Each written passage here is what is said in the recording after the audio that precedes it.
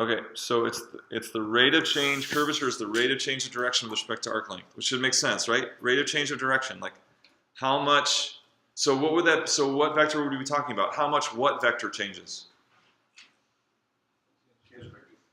T, right? This is how much. So how much the t vector changes with respect to.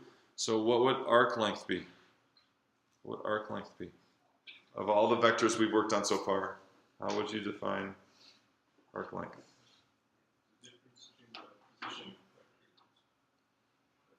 Okay, so how can we, instead of saying of a difference of one vector, we could say it's which vector?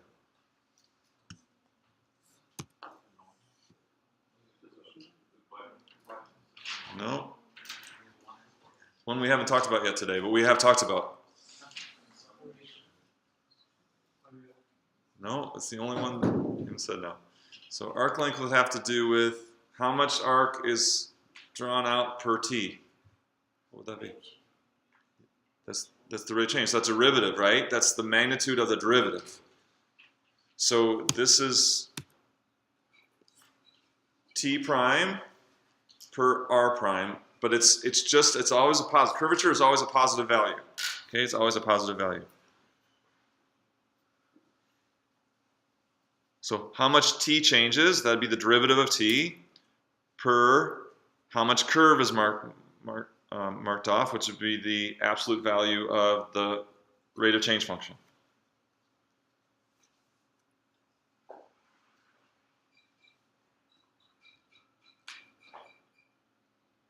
Okay, but in terms of calculating curvature, you don't use this. This formula should make sense in terms to what curvature is, but you're never going to calculate curvature this way, because t prime, the magnitude of t prime would normally be an ugly, long, undesirable journey. Okay, so normally, there's a formula that's a lot easier, and that deals with r prime and r double prime. So would it be a matter of curvature, a matter of cross product or dot product between r prime and r double prime? So remember what we mean by dot product. Product of their magnitudes, what? As much as they are in the same direction, or product of the magnitudes in as much as they're in orthogonal directions. So what would curvature be? Dot or cross? It's the amount of turning, right? The amount of turning. It should be cross, right? Because r prime is in the direction of the curve. That's like t, right? R prime. So r double prime, we're saying how much of r double prime is orthogonal to r prime? So this is our formula. That's for R3. That's going to be a lot more manageable than this.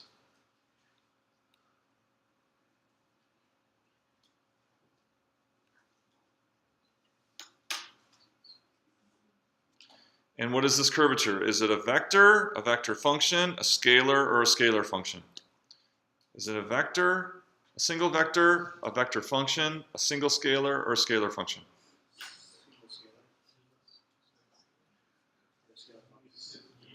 Scalar function. It's a number. It's a single value corresponding to whatever value of t you are at the curve, right? So t, it's going to be different for different points on the curve. The curvature is going to change, like the example I showed you.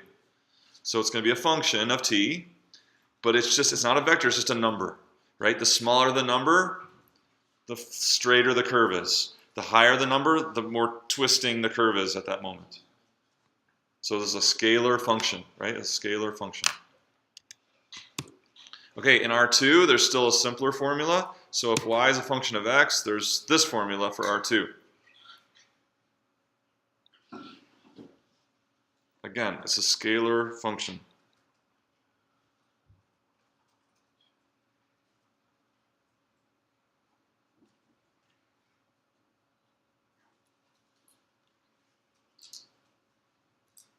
Make sure you get all the details here. This is the first derivative of f squared.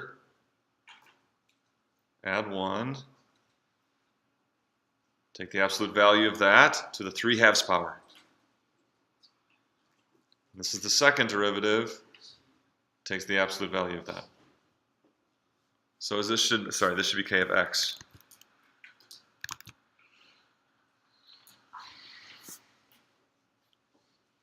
Again, a scalar function, right? Your curvature depends on x, but curvature is not a vector, it's a number, right? It's a number that depends on where you are on the curve.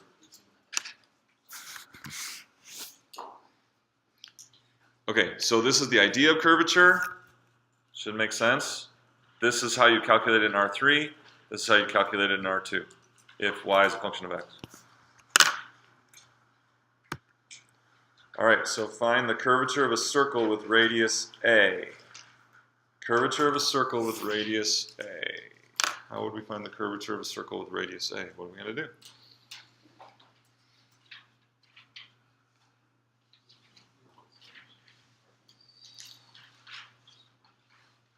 So what do we need? Equation of a circle. Okay, but that's the equation. That's true. That's the equation of a circle. But we need, if we're going to use this, then what do we need? The equation of the circle isn't going to help us with that, right? X squared plus y squared equals r squared isn't going to help us. What do we need? What's that? Right. Right, we're going to need the r function.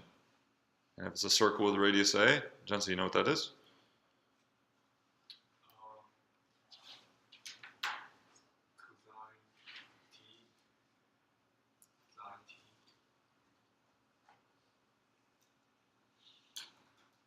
Okay, and so we'll do it in R3, but it'll just be a circle in R2, but we'll have an R3 vector, so this would be 0. Okay, almost. So this is a circle with radius 1, so if we want to circle with radius a.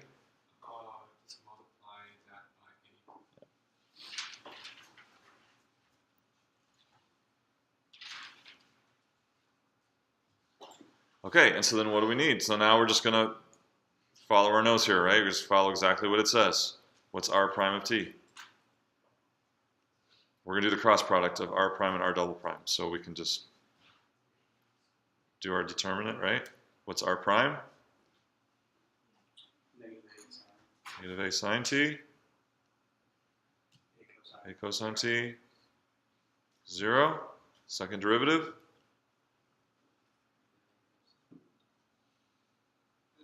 Negative a cosine. Negative a sine. 0. Do the cross product. Gives us 0. Because we're crossing vectors that are really R2 vectors, it's going to be all in the z direction here. So we're going to get a squared sine squared t plus a squared cosine squared t, which is the same as, and then we want the magnitude of that, just simply. So what does that all turn out to be? A squared, right? Sine squared plus cosine squared is 1. Factor out the a squared. So the magnitude of this is a squared. There's a numerator. Did I lose you? So we did the cross product with 0, 0, a squared. Well, the magnitude of that is just a squared, if it's just all in the z direction. Okay. The magnitude of r double prime cubed. So what's the magnitude of this? Square root of a squared cosine squared t plus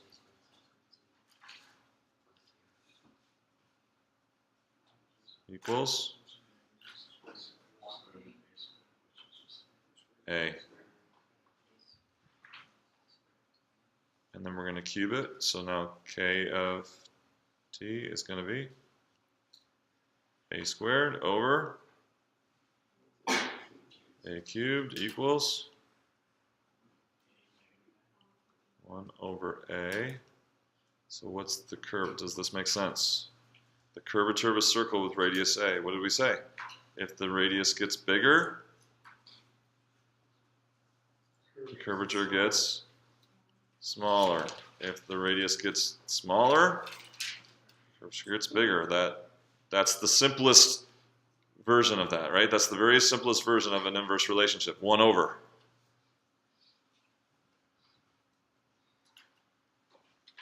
And that's an important point.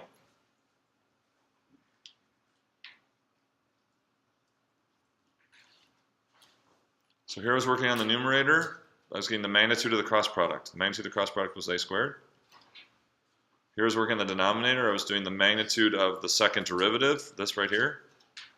And that was a. And then I followed the formula. I got a squared over a cubed. And that's 1 over a. And that should make perfect sense with what we talked about earlier. That as your radius gets larger, your curvature goes down. As your radius gets smaller, your curvature goes up. And so it's actually the simplest relationship there is that follows that pattern. 1 over, right? 1 over is the simplest inverse relationship. Okay, questions on that?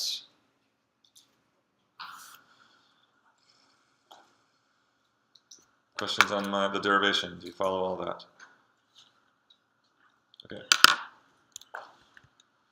So let's look back at this example here. And let's change this to just x squared.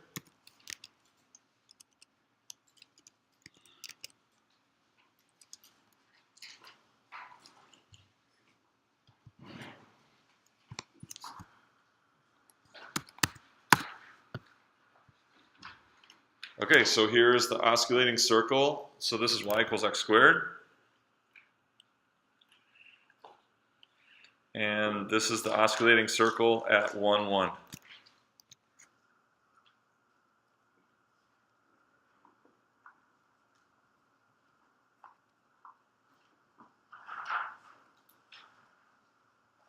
Right there, 1, 1, 1.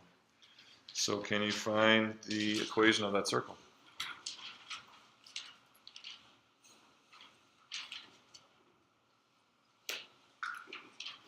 Which is no small task.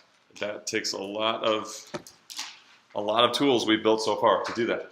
So can we just, let's talk, we don't have time to do it, we can talk about a roadmap. What would be a roadmap for finding the equation of that circle? So this takes many elements, but it's a great question because there's lots of reasoning going on here. This is not about, so there are formulas involved. It's not about plugging into a formula and getting the answer. There's lots of reasoning we have to do to work through this. So what do you see as part of, yeah? What's that? Okay, so we could do that, but we could also really work, so now we have y equals x squared, we could really work just in R2 with the curvature for the, what was it, the curvature. By the way, that's kappa, curvature, they use Greek letter kappa. I didn't say that before. That's a kappa, is the name of a curvature function. So it's like a curly K.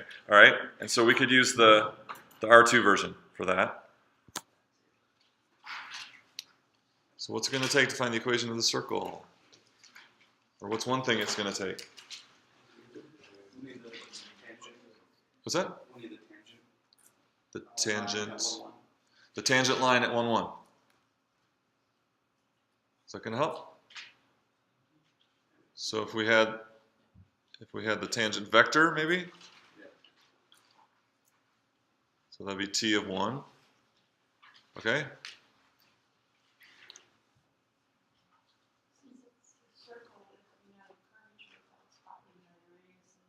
Okay. So we want the curvature at 1, and therefore the radius of the circle would be? What would the radius be? 1 over k of 1. This is important, okay? So that will give us the radius of our circle, 1 over k of 1. What else? Lots to go. Yeah? Oh. Alex, go ahead. Just plug x squared into the curvature in R2. Okay, so that's how we'll get k of 1 using the curvature, right? Using the kx formula. Plugging in 1, we'll get that. Okay, good. What else do we need to write the equation of a circle? We need the center. How are we going to get the center of the circle?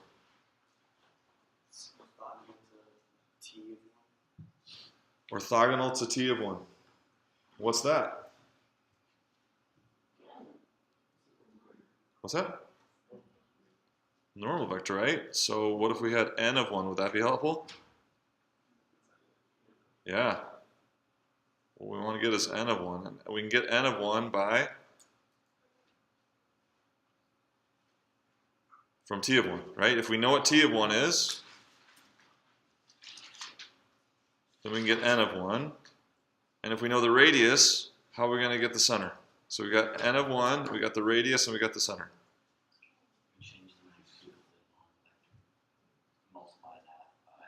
Okay? Right, scale this by the amount of the radius, and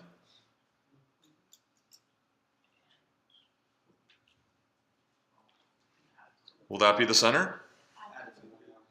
We're going to have to take that vector and put its tail at 1, 1, right? So we're going to scale the normal vector by the amount of the radius, and then put that vector with its tail at 1, 1, and then where its tip is will be the center. Okay, for another time. Or you can work on that.